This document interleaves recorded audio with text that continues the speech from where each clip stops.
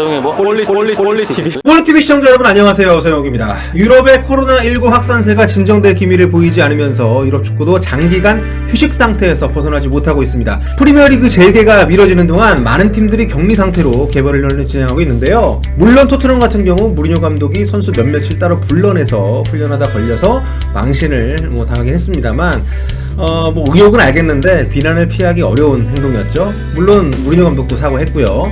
오늘은 영국의 풋볼 런던에 실린 컬럼에서 영감을 받아 준비한 소식입니다. 주제는 같은데 내용은 좀 제 생각을 많이 담아서 꾸몄어요. 시즌이 재개되면 무리뉴 감독이 토트넘의 발전을 위해 서둘러 해결해야 할 6가지 숙제에 대해서 알아보도록 하겠습니다.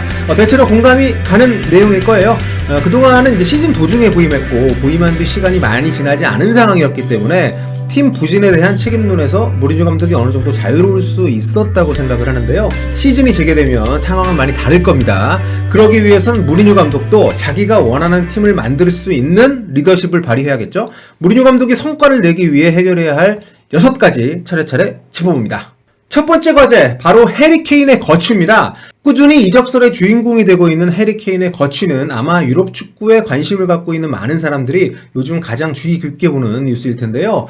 레알 마드리드부터 맨체스터 유나이티드까지 쟁쟁한 유럽 클럽들이 케인 영입에 눈독을 들이고 있다는 소식이 계속 나오고 있습니다. 이 와중에 케인은 공개적으로 이 팀이 더 나아지지 않으면 떠날 수도 있다, 이런 뉘앙스의 발언을 해서 스스로 논란의 불구덩이 속으로 걸어 들어갔어요. 그러니까 우승과 거리가 먼 지금 상태에서 팀이 더 발전하지 않는다면 토트넘에 남아있지 않겠다, 이 얘기는 누가 봐도 팀을 떠날 가능성이 있다는 경고로 들을 만한 얘기였죠. 그런데 사실 토트넘이 이적 시장에서 데려올 수 있는 그 선수의 숫자나 그 수준에는 분명 한계가 있는 게 사실입니다. 당장 다음 시즌 챔피언스리그 진출도 불확실한 상황이잖아요. 토트넘이 월클들을 데려오기에는 돈으로나 팀의 정서로나 어려움이 많은 상황이죠. 레비 회장이 버티고 있는 한 슈퍼바이는 언감승심이고요. 만일 케인이 계속 빅클럽들의 오퍼를 받는다면 흔들리지 않을 재간이 있을까요? 무리뉴 감독의 과제는 바로 이 지점에 있습니다. 그렇다면 케인을 어떻게든 붙드는 쪽을 택할 것인가? 아니면 케인을 좋은 가격에 팔고 팀을 완전히 리빌딩할 것인가? 그리고 케인을 붙잡지 못한다면 케인 없는 시대의 토트넘 에이스는 과연 누구여야 하는가? 에이스급 선수가 떠날 가능성을 염두에 두지 않는다면 그야말로 대책 없는 미래가 기다릴 수도 있기 때문에 분명히 생각을 해두어야 하는 문제입니다. 여러분이라면 어떻게 생각하시나요? 저는 이게 이제 전지적 손흥민 시점에서 보자면 제로섬 같다는 생각이 좀 들거든요. 그러니까 솔직히 토트넘이 손흥민과 케인을 둘 다 잡고 가기에는 좀 무리가 많이 있다고 봐요. 다음 시즌 정도까지는 그렇게 갈 수 있을지도 모르겠습니다만 장기적인 관점에서 봤을 때, 그러니까 만일 토트넘이 케인을 놓친다면 손흥민 중심으로 팀이 재편될 가능성도 분명히 있다는 거죠. 물론 그러기 위해선 손흥민 선수에게 엄청난 액수의 재계약을 제안을 해야겠습니다만, 반대의 경우라면 케인이 만족할 만한 전력의 팀을 꾸리기 위한 자금 마련 차원에서라도 손흥민을 이적시킬 수밖에 없지 않나, 그런 생각이 있는 거죠. 그리고 바로 이 지점에서 무리뉴 감독의 선택이 중요하다는 겁니다.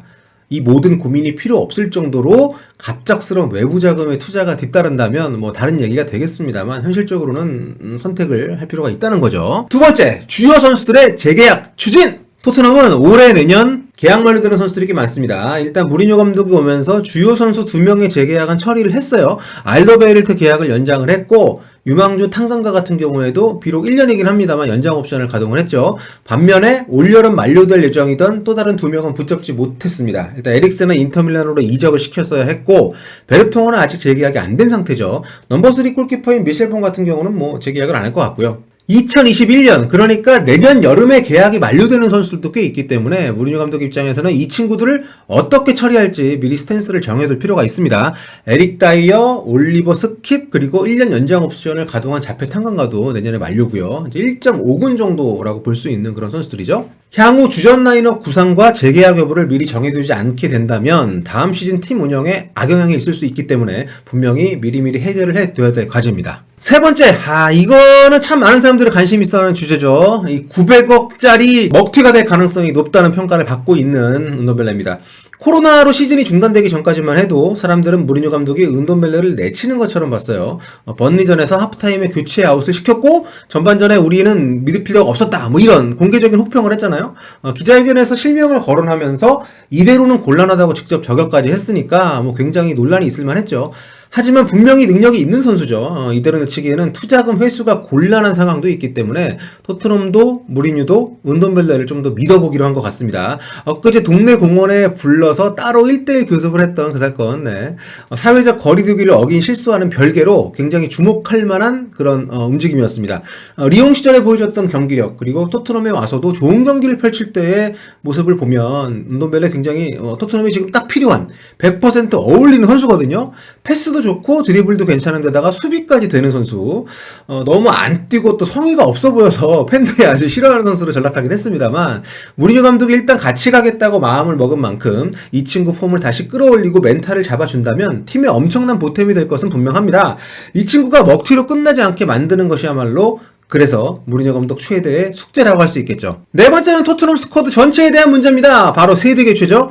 스카이 스포츠에서 포체티노 감독 경질 무렵에 작성했던 이 통계인데요. 한때 이 리그에서 가장 어린 스쿼드였죠. 2014-2015 시즌, 그리고 2015-16 시즌까지.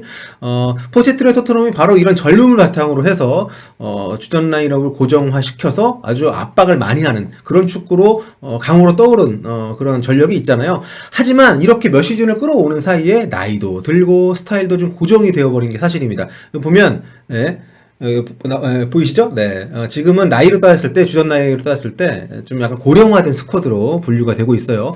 여기 표현 없습니다만, 이제 압박 시퀀스의 횟수라던가, 뛰는 양 같은 이런 객관적인 지표에서도 토트넘이 잘 나갈 때 비하면 상당히 좀 떨어진 수치를 확인할 수가 있는데요. 아마 오래 머문 선수들의 동기부여가 떨어진 것 역시도 이런 고령화된 스쿼드 혹은 세대 교체가 덜 된 부분에 아주 두드러진 문제가 아닌가 싶습니다. 그래서 바로 이 몸과 마음이 나이 든 선수단을 어떻게 리뉴얼할 것이냐, 이게 바로 무리뉴 감독의 네 번째 과제가 되는 거죠. 일단 그 사이 26살이 넘어버린 주전 스쿼드 평균 연령이 낮아지는 것은 이제 분명해 보입니다.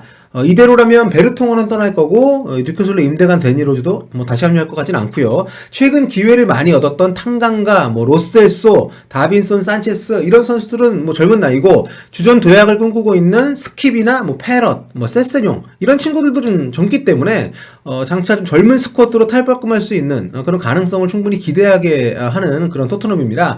무리뉴 감독이 경험 부족한 선수들에게 얼마나 기회를 줄 것인지, 또 여기에 또 어떠한 또 도전적인 시도를 할 것인지, 이런 부분에서 세대 교체 속도가 달려있다고 할 수는 있겠습니다만, 그게 바로 이제 무리뉴 감독이 결정을 해야 될 부분이고, 무리뉴 감독이 넘어서야 할 그럴 숙제라고 생각이 됩니다. 다섯 번째 과제입니다. 그건 바로 골키퍼죠. 넘버원 골키퍼인 위고 요리스의 대체자를 찾아라, 이렇게 제목을 붙일 수가 있을 것 같은데요. 1986년생입니다. 한국 나이로 이제 35살이 된 요리스인데요. 골키퍼가 특수 포지션이라고는 해도 적지 않은 나이죠. 게다가 최근에는 골키퍼들이 과거에 비해서 좀 더 필드 플레이에 많이 관여를 하기 때문에 아무래도 좀 젊은 선수들, 좀 더 유연하게 움직일 수 있는 선수들이 많이 좀 요구가 되는 그런 시대이기도 한데요. 요리스가 훌륭한 골키퍼이긴 하지만 종종 큰 실수가 있었고, 또 올 시즌에는 부상도 잦아서 좀 장기적으로 좀 걱정이 되게 만드는 부분이 있습니다. 토트넘과 요리스의 계약은 2022년 여름까지니까 한 2년 남아있죠. 여유가 있는데요. 요리스가 은퇴는 프랑스 가서 하겠다는 뜻을 밝힌 적이 있습니다. 계약 연장을 이래저래 하지 않을 것 같아요. 나이도 많기 때문에. 그래서 무리뉴 감독 입장에서는 당장 다음 시즌부터 차기 넘버원에 대한 고민을 깊게 할 필요가 있습니다. 요리스가 없을 때 잘해줬던 가짜니가도 있지만, 이 가짜니가를 주전으로 계속 기용할 것인지 아니면 외부에서 주전급 선수를 영입할 것인지를 일단 결정을 해야 된다는 거죠. 골키퍼가 워낙 중요한 포지션이고 한 경기에 한 명밖에 사실상 쓸 수가 없기 때문에 주전 교체로 인한 적응기는 짧을수록 좋기 때문에 좀 더 무리뉴 감독의 좀 고민, 결정 좀 빨리 이루어질 필요가 있습니다. 지금 토트넘이 골키퍼 영입에 큰 돈을 쓸 여력이 있을지는 좀 의문이기 때문에 그 부분도 무리뉴 감독 입장에서는 고민이 클 것 같습니다. 자, 마지막으로 여섯 번째 과제, 그건 바로 무리뉴 감독 본인에 관한 얘기입니다. 구식 감독, 그러니까 옛날 감독의 오명을 벗어라, 이 정도가 되겠는데요. 무리뉴 감독이 유럽 정상에 올랐을 때가 2004년이니까요. 그때 포르투를 이끌고 챔피언스리그 우승했던 그때가 벌써 16년 전입니다. 그때만 해도 41살의 젊은 감독이었죠. 새로운 훈련법과 뛰어난 분석력, 또 선수 경력이 없는 어떤 그 사상 초유의 엄청난 그런 센세이셔널한 유럽 무대 데뷔였다고 할 수 있는데, 약팀을 이끌고 강호들을 거꾸러뜨리는 어떤 쇼킹한 면모로 단숨에 스타 감독에 올랐던 정말 신세대를 대표하는 그런 감독이었죠. 영국으로 건너온 직후에도 첼시를 맡아서 곧바로 우승컵을 거머쥐었고, 이 퍼거슨 감독을 상대로 해서도 아주 강력한 모습을 보여줬던 무리뉴 감독인데요. 하지만 무리뉴도 어느새 프리미어리그 20개 팀 감독 가운데 호지슨, 안첼로티, 브루스 이 3명 다음으로 4번째 고령자가 됐어요. 물론 현지 언론과 팬들이 나이만 가지고 무리뉴를 옛날 감독이라고 비판하는 건 아니죠. 맨유 시절부터 계속된 이 고집스러운 선수 기용, 또 융통성 없는 전술 운영, 또 기자회견에서의 아주 강한 자기 주장 이런 것들이 겹쳐서 생긴 이미지니까요.